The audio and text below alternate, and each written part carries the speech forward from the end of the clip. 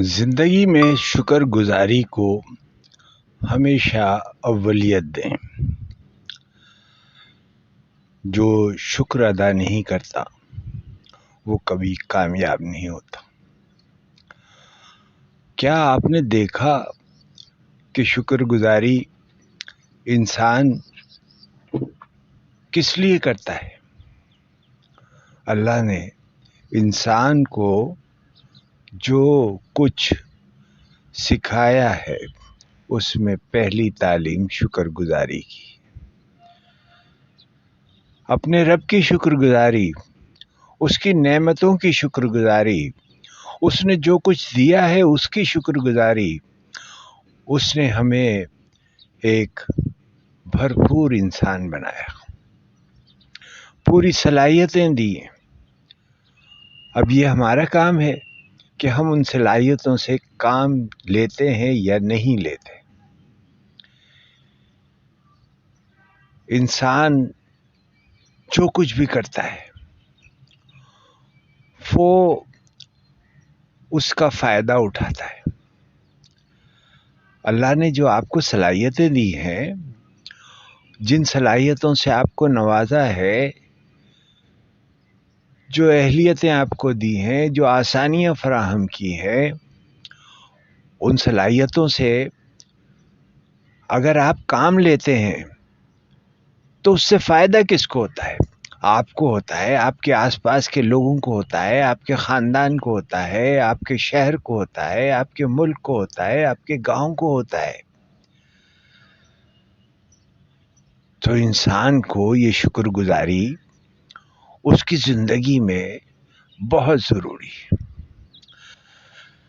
انسان جو کچھ سیکھتا ہے وہ مسلسل محنت اور لگن سے سیکھتا ہے۔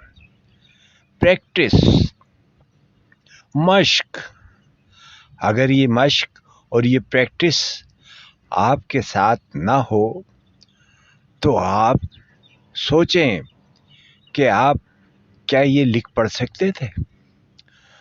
بچپن میں جس استاد نے آپ کا ہاتھ پکڑ کر، آپ کے ہاتھ میں پینسل دے کر سب سے پہلے کاپی پر لکھنا سکھایا تھا، تو کیسے لکھنا سیکھا؟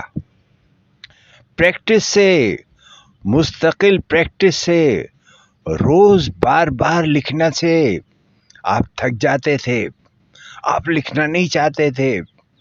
امی پکڑ پکڑ کر آپ کو پڑھانے کے لیے بٹھاتی تھی لیکن آپ نہیں بیٹھتے تھے، آپ کھیلنا چاہتے تھے، لیکن آپ کو زبردستی بٹھا کر یہ پریکٹس کرائی جاتی تھی، اور اس پریکٹس کے نتیجے میں آج آپ نے لکھنا سیکھا، پڑھنا سیکھا، بولنا سیکھا، اپنی زندگی کے اندر نکھار پیدا کیا، یہ رنگ پیدا کیے، خوشبو پیدا کی، اور یہی سب کچھ آپ کو ایک انسان بناتی ہے۔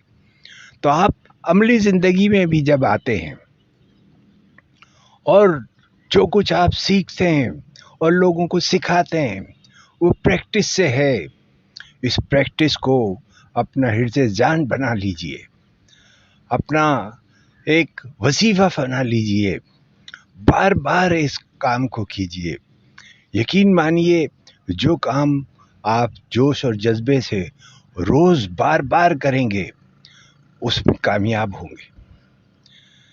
امیر تیمور نے یہ سبق ایک چونٹی سے سیکھا تھا جو ایک بلندی کے پر چڑھنے کی کوشش کرتی تھی اور بار بار گرتی تھی، بار بار گرتی تھی، اور پھر دوبارہ سے اسی سفر کو شروع کرتی تھی۔ امیر تیمور یہ دیکھتا رہا، اور جب اس نے یہ دیکھ لیا کہ یہ مسلسل عمل ہے، مستقل مزاجی ہے، ایک چیز کو بار بار کرنا ہے، تو اس نے اس چیز کو آزمایا، اپنی زندگی میں آزمایا۔ مخالفوں اور دشمنوں پہ جب اس نے حملے کیے تو لگاتار حملے کیے اور بالآخر وہ کامیاب ہوا۔ آپ جو کچھ بننا چاہیں بن سکتے ہیں، जो काम आपको नहीं आता आप उसको सीखते हैं, और सीखने के अमल में आप उसकी बार बार प्रैक्टिस करते हैं।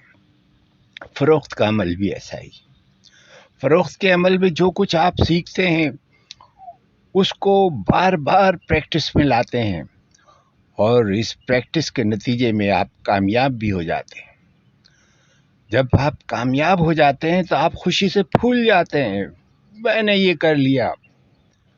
लेकिन ज़रा सोचें, आपने जो कुछ किया है इसमें किस किस का हाथ है?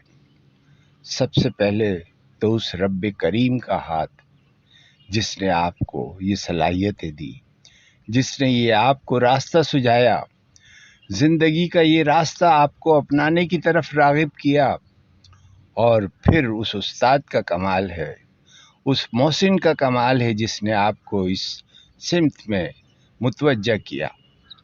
उनसे आपने सीखा, और सीखने के बाद प्रैक्टिस की, और इस प्रैक्टिस के नतीजे में आज कामयाब हुए। तो अपने उन मोहसिनों को भूल ना जाइए, उनको याद रखिए। उसमें वो आपका ऑफिस क्लर्क भी शामिल है, उसमें आपका वो अंडर राइटर भी शामिल है, उसमें आपके दफ्तर के लोग भी शामिल हैं, उसमें आपका वो गाहक भी शामिल है जिसने आपको इज़्ज़त दी, आपके मंसूबे को अपनाया। ये सब कुछ आप जब करेंगे और लोगों को शुक्रगुजारी इख्तियार करेंगे, उन तमाम लोगों का शुक्रिया अदा करेंगे, जाने आपकी रोज़ी में किस किस का हाथ है, किस किस का हाथ है, किस किस की दुआएं हैं। तो इस रोज़ी में उन लोगों को ना भूलें, इस कमाई से उन लोगों को ना भूलें, उनका शुक्रिया अदा करें,